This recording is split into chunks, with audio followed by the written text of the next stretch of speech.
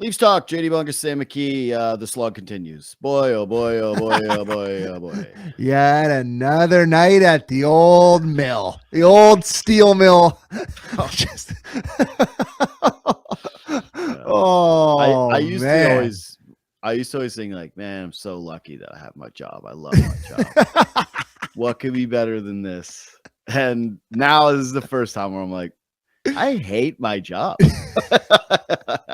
This is it. We've reached that point where I truly hate working, and I feel they like that old saying of, if you make your career your passion, you'll never work a day of your life. Lies. I'm working right now, buddy. The Toronto Maple Leafs open the scoring in this hockey game against their regional rival. They get a power play less than a minute into the hockey game. Austin Matthews finds Morgan Rielly, who blows one by Linus Ullmark.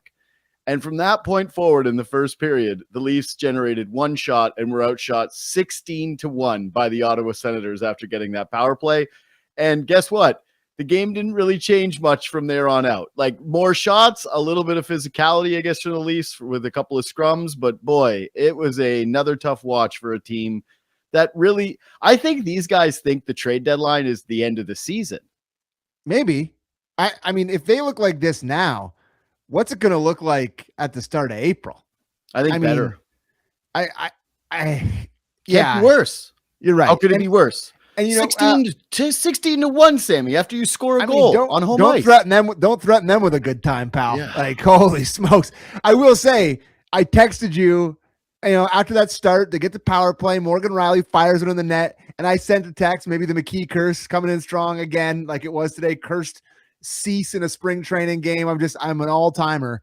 But I was like, you know what? It's nice to still play well against the Sens and maybe beat the Sens. Like, the Leafs are having a directionless season and they suck, and we like talking about who they're going to trade instead of playoff spots. But, at least they can still, beat the Sens. No. Because it felt like that was going to be the start. The building felt alive. They were popping. Morgan Rielly shoots it in. And then they get filled in by a much better Senators team. And a team for me that when I watched the Sens play, if they had any sort of average goaltending for a majority of this season, would be one of the better ones in that Atlantic division. They'd be threatening for one of the top 3 spots, if you ask me. But I digress. I just, it's at some point here, and we texted a little bit about this. I sent a tweet about this. I mean, you're dead last in every coachable category. You get filled in every first period. You don't have any good starts ever. You give up, was this the 42nd time they've given up 30 shots? Outshot every night. Like, if there's 2 pucks out there tonight, would they have gotten to 40 shots to Leafs? They never have the puck. They never shoot the puck.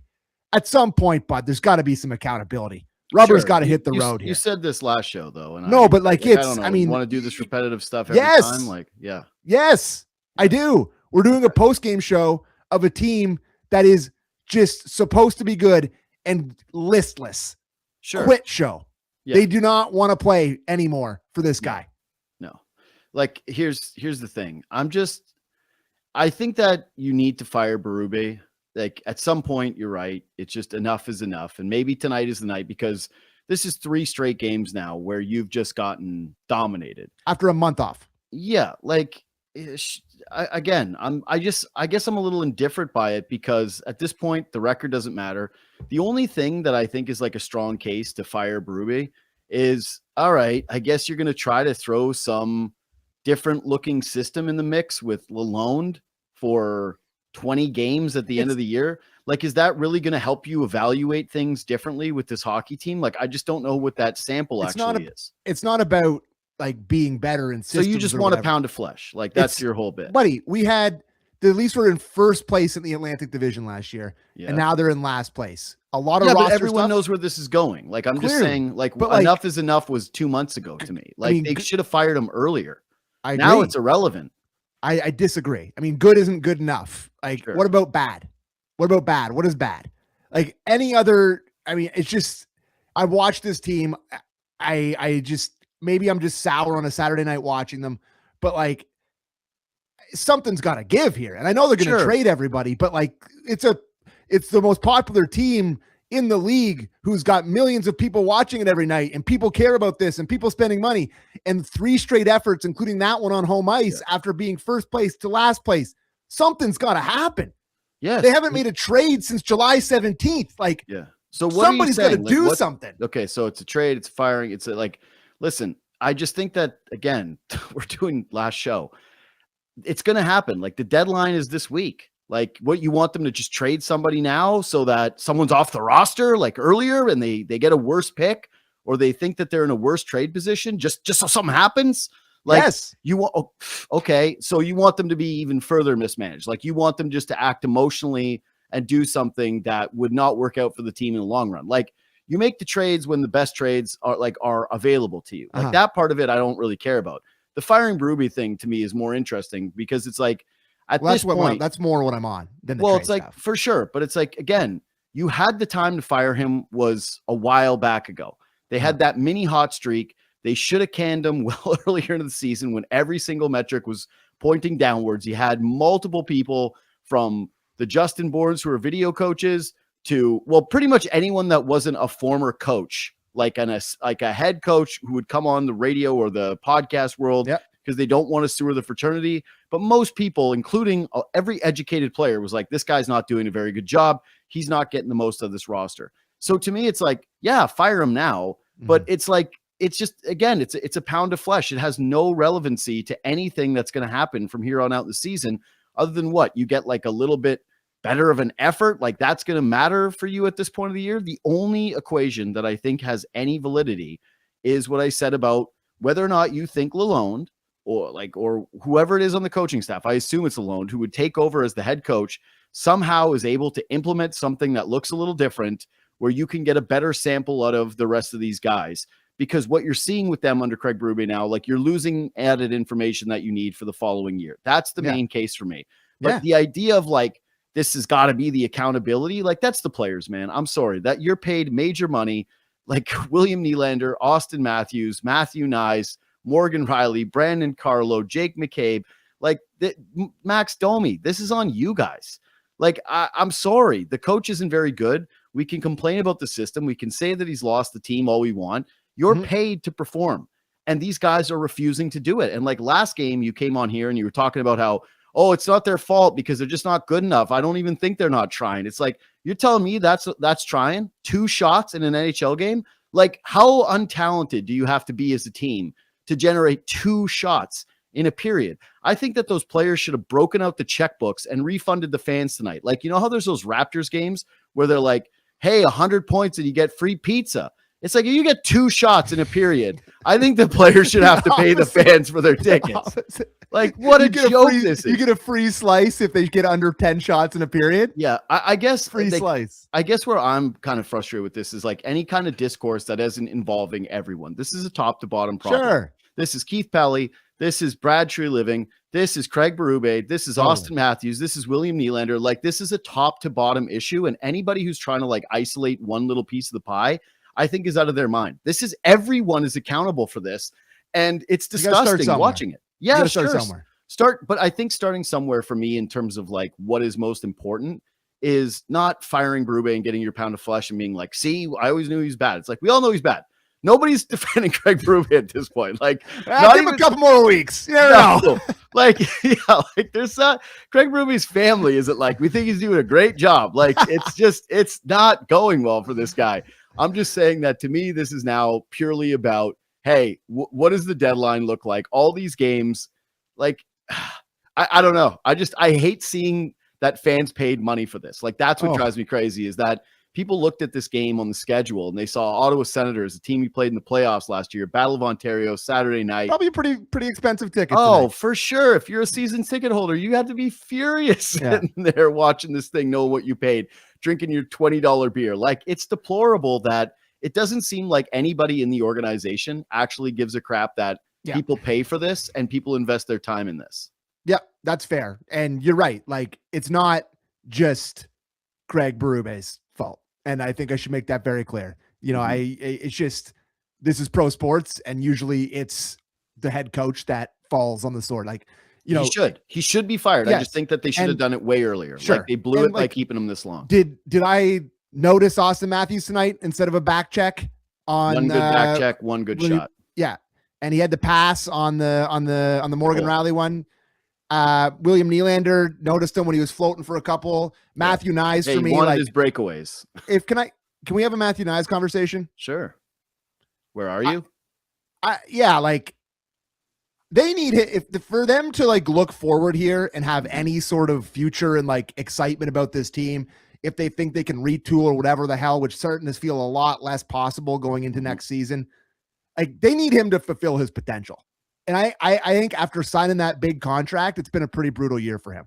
I know he's been hurt, and I guess like, you know, you're playing through injury, you're eligible to be criticized when you're on the ice or whatever. But I don't think he's been particularly good all year long, and they need more out of him if they're gonna, you know, head into next season and be like, oh yeah, we're retooling and we're gonna be back to being a playoff team. He hasn't done much for me this year, and it was kind of pointed when he got hammered there by Giroux, who got underneath him. He turns the puck over and it ends up in the back of the net. I don't think he was very good tonight, and I don't think he's been very good for a lot of this season. Which, by the way, right after this play, they challenge it, even though Nyes is the last guy to touch the puck. I mean, you and I were texting back and forth going like, do we not know the rules? Because the Leafs video room has been like they ruined their perfect season with offside challenges. I mean, that's just the most obvious non-offside ever. He plays it back into the zone. I thought it was taking crazy pills. I'm like, why are they challenging this? Well, I got a theory. Let me have it. My theory is Berube went rogue and he's like, I don't want to watch any more games either, boys. I hope Sam gets his pound of flesh. He's Santa Claus in the Tim Robertson sketch. Is like, even if I do a bad job, I still get my $1 million. Like that's the situation with Greg here. Like, you think he wants to be showing up? You think he doesn't know what's going on with this team? He's dying to go back to Philly. He's like, please let me go back to Philly and live go hang out with Talk and let me go be an assistant coach on the Flyers bench. Let me go get my double salary dip. Yeah. Be an assistant somewhere, get the pressure off, maybe do a little TNT again. And then end up back behind a coach of a bench of a less rabid market. That's how this is I actually give you, I think he's done as a head coach. I think this is such a bad job that you can't even.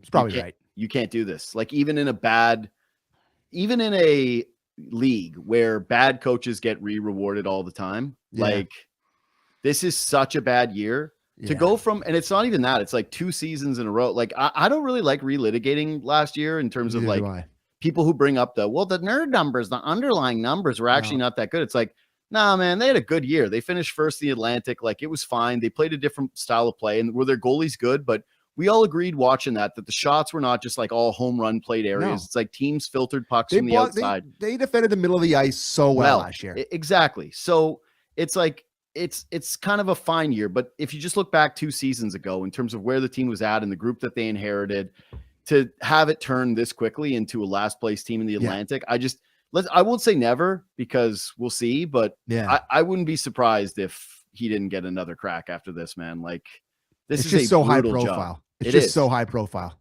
It's miserable work to be like behind the bench at the end of like a failed era. Yeah. It's just in the biggest market where there's the most eyeballs. It's a tough one, but yeah. Well, and it's also like, if I'm going to say my like real anti-Berube sentiments, it's like, you talk about a guy who just never seemed to know what button to press. No. Like not one time all year was there like an adjustment. They just kept going back to the same old things that didn't work with the D pairings. Yeah. It was like, the mismanagement of Easton Cowan, which is on the management group as well. We come out of the break and it's all of Reckman Larson and McCabe playing together again. It's like, what are you man. What are we doing here? It's like this guy had zero touch in terms of when to like get angry at the media or not angry at the media, but like use the media as a weapon, or when to kind of coddle his guys. And I think like last year, if he has one do-over that he would want from the good season, it's that whenever there were like any underlying problems, he just kind of sloughed them off and was like, hey, it's fine, instead of holding them accountable. And it's why like when things started to go sour this year, I think he lost the team immediately because he seemed so reactionary. It was such a shift of a different guy. But like, anyway, it's been a brutal season. The Nyes thing, I totally agree with you. I just think like this is a guy I was talking about being a unicorn last year.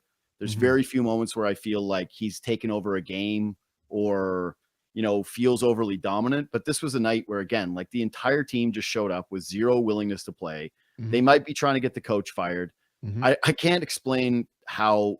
Like, listen, they're not a talented group. I'm not saying that this is a good hockey team, but when you get 2 shots on net, they're not 2 shots in a period bad. Exactly right. Like, this is now something else, and it brings me to like the Elliott report during the intermission. Yeah, which is, hey, the Leafs have expanded. What's the verbiage? Do you have it in front of you? I don't have it in front of me, but basically expanded what they're willing to do. Basically, right? Expanding the players that they would be willing to talk on. And this is where it's like, boy, is this ever complicated moving forward? Because you can say retool all you want, but like you can't replace. Like, it's tough to replace like 8, 9, 10 guys. You still need players on your hockey team. Right. But the players they have, like, they need to get rid of as many of these dudes as possible to remove the rot that is with this organization. Like, that's why when people are like, hey, are you going to entertain thoughts about when you pivot off one of your stars? I'm like, I can't say that that's a stupid idea. I think if the Leafs owned their pick next year, if they owned their pick, I would be saying, hey, it's tear it down time. Like, you're got to go have some tougher conversations this offseason and build around some younger players and just go into rebuild mode, because this is that level of bad. And the idea that you're going to come back next year with a lot of these same guys and hope for a different result because you added a couple of draft picks, so that you're going to make some kind of a miracle trade using the 2nd rounder you get for Bobby McMahon and the 7th that you get for Simon Benoit. And, it's really difficult to see how you're going to be able to remove enough from this core to make it feel like you're confident about the group the following season and that the rot hasn't set in with the entire organization. I mean, you mentioned the rot. It's hard to get rid of, there's been some common denominators here for a long time and a lot of failures. And it's hard to make, look ahead to next year and feel like it's going to be any better, which is grim. Well, it's also hard to think about like this. The doomsday scenario is like, you can't let yourselves get into the same situation that the Canucks got in with Quinn Hughes and that worse, you got in with Mitch Marner. Yeah. Like, you cannot be going into next season and all of a sudden at the deadline, Austin Matthews still doesn't have a contract extension. And he's like, I don't know, we'll see. And you're kind of floating around a playoff position. Like, that's a nightmare, man. Yeah. Like, you've got it. It obviously starts with where it stands with Matthews and the moves that they make at this deadline and kind of what the roster is going to be looking like. So I'm not going to get too ahead of myself in terms of like, hey, tear it down and remove everybody, because there's some scary stuff looming. No question. It's scarier than there was at one point when they were good and they were kind of falling apart. We're like, all right, well, maybe you retool, maybe you like try to keep a Scott Laughton, maybe you try to like move off of McMahon. Hey, maybe you try to sell OEL high, but ultimately there's some pieces here. And like what we've been seeing, I guess, over this last month is like, I just don't know how you could think, hey, a new coach and a couple of just little, like, get rid of Morgan Riley. Like, that used to be it, right? Is, hey, if they just got rid of Morgan Riley, maybe they'd be good. It's like, I don't think so. They do have like a 700 winning percentage without him. So maybe they could try that. Sure, maybe, yes. I don't know. Yeah. Honestly, like, I think they are going to try that. Matthews. Yeah. Do you want to talk about the reception thing? Oh, sure. Yeah. Boo versus cheer talk. Yeah. I think people heard what they wanted to hear. Yeah. I mean, obviously after this past week in this market, people are going to politicize this response, but like, they just beat us in a huge game. He was the captain of a hated rival in hockey. Yeah. Like, I think maybe some people were just like pissed that Canada lost and they booed him because of that. Sure. Maybe it could be bigger than that, but I thought it was, a mixed reaction. Fine. I didn't have any problem with it. I saw some videos, like Ailes put out a video, sounded like there was a bit of booing, sounded like bigger cheers. He was like, didn't know what to expect this morning. He talked about it at morning skate. Like, he didn't really know what the response was going to be. Very similar response to Mitch Marner coming back to me. All I can say is that, to me, like, I think that if you're someone who like views Matthews as a villain and wanted him to be booed, you're like, wow, boos. Or if you want to portray Toronto as like the hot take market that's trying to chase him out of town, you're like, look at all the boos. Yep. It's like every shot of the arena was people on their feet. And so I'm like, all right, didn't really seem like a raucous crowd to me. Did I hear videos where like you can hear some people booing in the background? Yeah, but that's the way I would describe it, is that the cheers were louder. There were some people booing. That's your right. Do whatever you want, react how you want to. But the idea that this guy was like booed, like, yeah, I don't know. I just think I have not seen the evidence that supports this not being more of a cheer reception than a boo reception. Fair. I agree 100%. Like, I was surprised to see some tweets where like, wow, Matthews booed. And I was like, yeah, some people were going to boo. The idea that this was going to be like a unanimous booing. I mean, like, ask Vince Carter what booing is. That's what I mean. It's like, that's not, that to me wasn't even like, it was, I would call that like slightly awkward. Like most of the people cheered, they clapped, and there's a couple boos, and I was like, that's kind of a non-story to me. Ask Rugneto Doer about what booing is. Yeah. Like that. I mean, like there's been some booings in this market, but yeah. By the way, the other thing I had from this game, I don't know if it's a big picture thing or whatever, but I did like the scraps and stuff at the front of the net. I know there was, there wasn't any real fights or whatever. But like, I thought that the Sens were all over the Leafs goalies all night. I thought Kachuk was kicking out feet. I thought they were kind of falling around the net. Stutzla, whatever happened to him, he goes flying into the goalie. And I think the Leafs had seen enough of it. And I respect that response in a game. Like, they have to do it, clearly. Ridley Gregg, he's, the history with him. But I respect that response in a game where they're getting filled in. Like, that's a spot you got to do it. And they did it. And they showed some fight. And they haven't showed much of this all year. So I liked this, I will say. So the first instance is two Senators collide with one another. I think it's incidental, but they crash into Wool, and it's the visual of it still. You hate your goalie. Yeah, that's what I'm saying. But it's like it's two guys flying in that nail Wool, and it stops the play because the Leafs wonder if he's hurt, and then he gets filled in. Like Stolarz, by the way, only good Leaf tonight. I think he was 12 12 awesome saves. Like, he was fine. He looked sharp. He was good. The only problem with the Leafs, in terms of if you're a fan of lose as many games as possible to just increase the lottery balls, who cares about the Boston side of things? Yeah. Like, the goalies are just still going to be able to steal a couple of games. Maybe not if the Leafs play this defensively, because I don't know if they could. I don't know. If they play like this, they're never going to win. They're going to go no 0-23. Not if they play like this. Like, that's very clear. But I'm just saying, I think that they're going to play better once they remove a couple of guys. The deadline's done. Yeah. And there's some AHL guys that come up here and they're playing for jobs. And all of a sudden it's like, hey, this is past us. These are the guys that are remaining. Yeah, it just, like I said, it can't possibly be worse. I know you joked that don't threaten them, but 2 shots in a first period is, have you ever? I don't know if we've ever seen that. I remember they had a 4 spot this year, and I was apoplectic. They've come close multiple times this year. But like, I don't have many bigger takes out of this, but I respect the fight out of them. And McMahon gets in there, and I mean, hey, at least you notice McMahon, who has now in 3 straight games been a 10 out of 10 ghost when you're trying to trade him for a pick. So that's nice. Yeah. That's good timing. I will say this, like, I really like that they scrummed. Stolarz starts it basically. Of course. That one where he's like, Allmark, no way. Scaredy cat. Yeah. Well, scared of Stolarz. Fair enough. But like, that's a spot where everyone's going. That's a spot where the other goalie's eligible to get in there. You're eligible for sure. You're eligible. I've said it though. I'm on the record where it's like the Potvin fight was a seminal moment in my life where I was like, this is something that like I'll hold on to till my dying day. Like, Hextall was revered as the toughest goalie in the league, and like dirty, cheap shot goal. Like, man, you run the tape on Hextall dirt plays, but he'd be in jail. It's as bad as anybody, man. Dirtiest goalie of all time. People were like, Billy Smith would like a word. Yeah, you're actually, that's true too. But like, anyway, my lifetime of like watching hockey, and like it's like Hextall, criminal. Like, throw him in jail. Absolute criminal. Some of his hits. But Felix beats him up, and it's like, man, what a moment for Potvin, where it's like, hey, he's tough, he's nails, and great memory for him. Probably the number one Potvin memory, honestly. Like, that and rainbow glove saves are like how you remember Felix Potvin. And one of the greatest setups of all time. Oh yeah, no question. The heat and pads in that bucket was just the bucket. It's all of it is like it's just killer stuff. Yeah, but I think in general, goalie fights now are like pretty lame. I don't think they're overrated anymore. They're not passionate. Like, that's what I mean. It's a lot of bear dancing. I will say though, the one in the outdoor game this year rocked. Yeah. There's some good ones. The Vasilevsky Swayman one, they were legit pissed and they were trying to throw bombs. They smiled after, so maybe they didn't care. There was another one before that too, right? Like same week. Who else went? I can't remember who it was. I can't remember the other one was. Bobrovsky went, and then that was the. Oh yeah, right. It was Bobrovsky and somebody.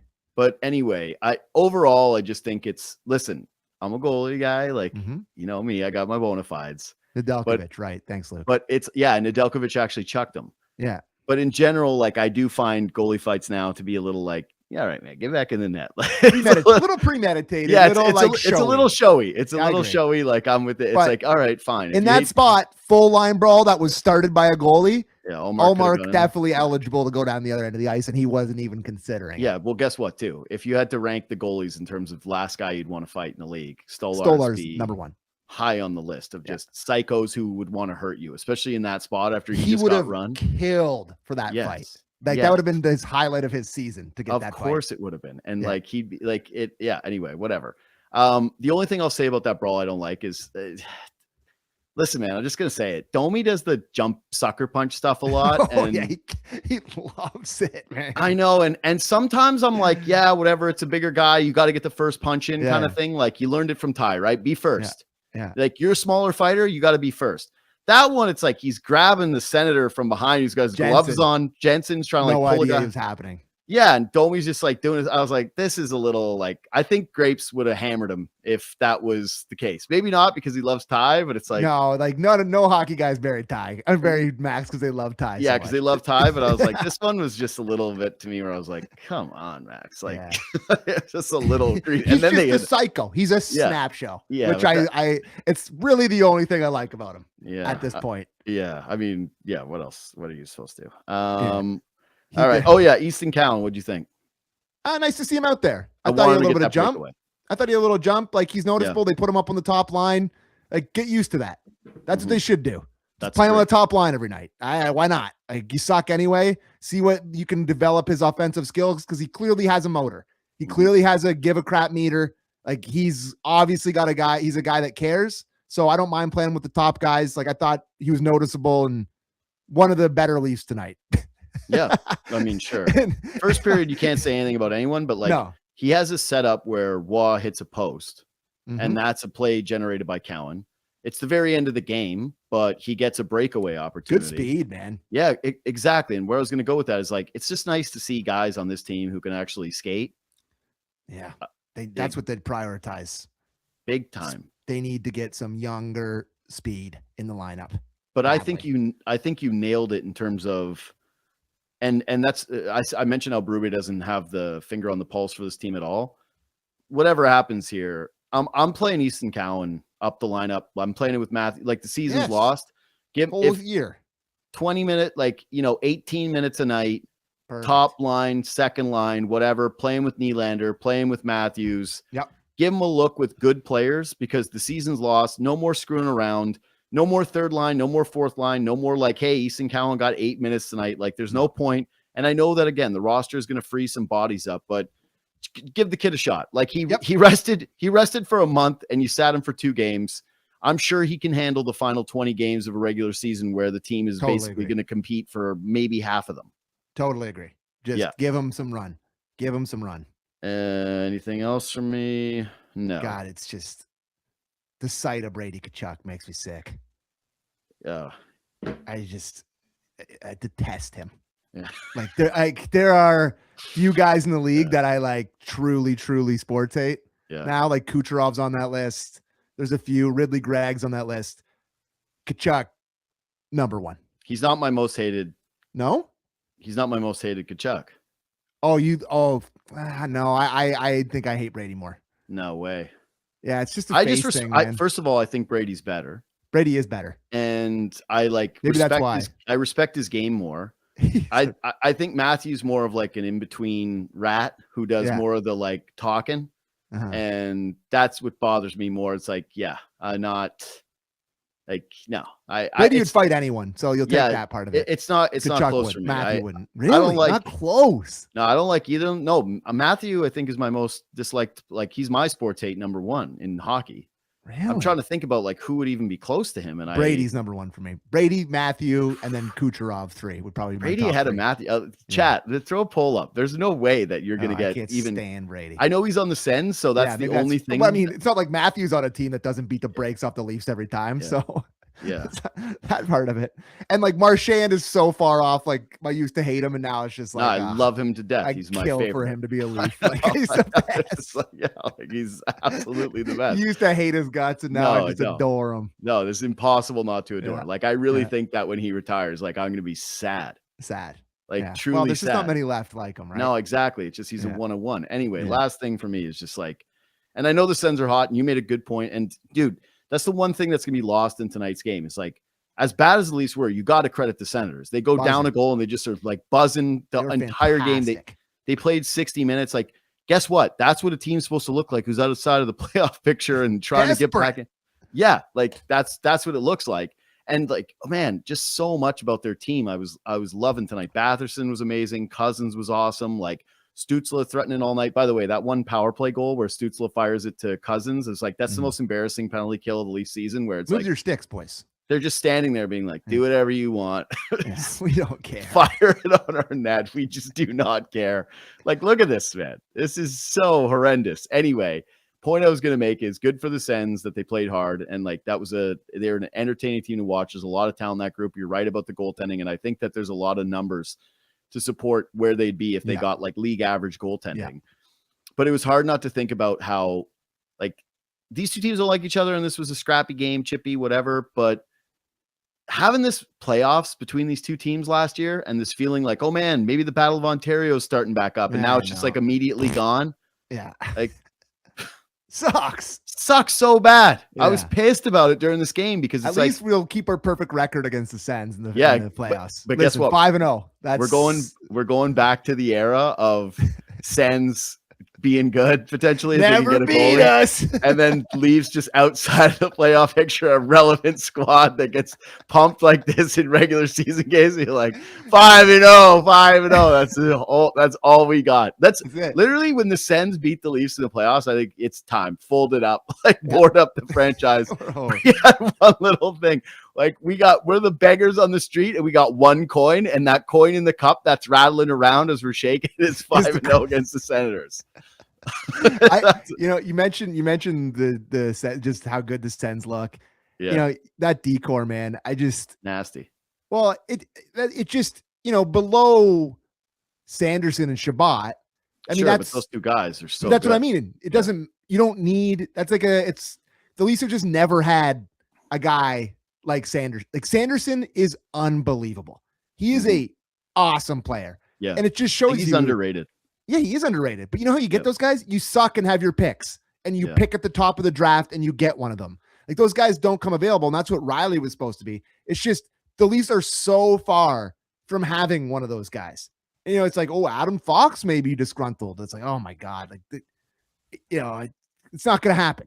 Mm-hmm. Another American guy. Can we get a Canadian?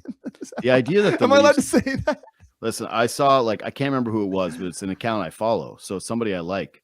But they tweeted like, if Adam Fox available, that's the thing that you push all the chips into. If I was like, what are you talking about? Like what chips? Like what? What? The one chip, like you're chipping a chair. No, we're I'm all in. The guy with his big blinds, like call. Yeah. No, we're Giancarlo Stanton. You see that story? He can't open his chip bags anymore. That's us. We can't even open his chip bag. That's not possible. That would be the most devastating injury I could ever get. Yeah. Can't open a chip bag? Nightmare. Me and Allie would be crying every night. Yeah, scissors. I think you'd figure it out immediately. You guys bite into it. You guys love chips so much. You'd hire a chip butler just to be on hand. Just somebody who opens the chips for you guys. Anyway, all right. Subscribe to this podcast. Reach out anytime at JD Bunkis, at Sam McKee, and nothing else for you. Right? We ran long. But just question: when they play Monday night against the Philadelphia Flyers, again, they play every night. Will Craig Berube be behind the bench?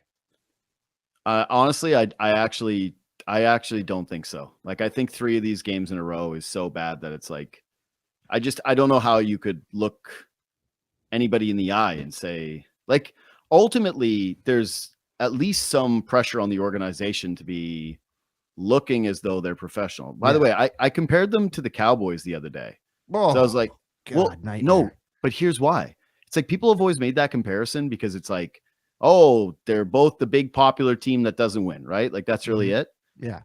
But the Cowboys ahead of the deadline, if you remember, like they traded Micah Parsons this year, and then they went to the deadline and they stunk, and they spent a first-round pick on a defensive tackle, and everyone was like, guy from the Jets, right? Williams? Yeah. They went out and they made a trade with the Jets, and they added a linebacker from the Bengals, and people were like, what are you doing? And then they got a little bit of hot in the middle of the season, and everyone was like, are the Cowboys good? And they immediately fell off a cliff. Yeah, the big win against the Chiefs on Thanksgiving. Yeah. So they like did their little fraud run that tricked everybody. But I'm saying like why they feel like the Cowboys to me is that they're run similarly, like where it's like, I don't know who's calling shots. Like what's Brad Treliving allowed to do? People are floating out this idea they're going to give Bobby McMahon a contract extension when it's like, why? If they do that, I know. Oh, dude, it's like, don't do that. No, whatever you do, don't do that. Like that is the one thing you can't do. Listen, they re-signed Bobby McMahon and they pulled the wrong levers here. Like it's Gavin McKenna talk next year. You got a new co-host and I'm doing Gavin McKenna talk on my new favorite team. You're going to do this all week, but it feels like there's sneaky more pressure on this deadline than there was on last year's in terms of like nailing it. Yeah, I do. Last year was big about like getting the blue liner, and that's why Brad pooched it. Where he's like, take whatever you want. He's like, do you want to protect these picks? Nah. We'll be sick next year. Promise. Honestly, even how different would this be if it was top 10? You'd be like, all right, this sucks. But in terms of just the changing of the perception, it would be night and day if he protects 5 more. Hell, he protects 3 more picks. His top 8. We're like, all right, like maybe this is something like, nightmare. Anyway, no, I don't think he's coaching because I think you have to at least fake like you're a professional organization who's trying. And that's the only thing you can do at this point. And like part of me just thinks too that if Brad Treliving likes Craig Berube, he'll be like, take your money and get out of here. Misery. Yeah, exactly. Hey, man, sorry. So we got to go. 35 minutes. Jesus. Sorry, guys. It's long pod. Yeah, long pod. All right. See you guys later. JD Bunkis, Sam McKee. Thanks for listening. Thanks for watching. We'll see you Monday night.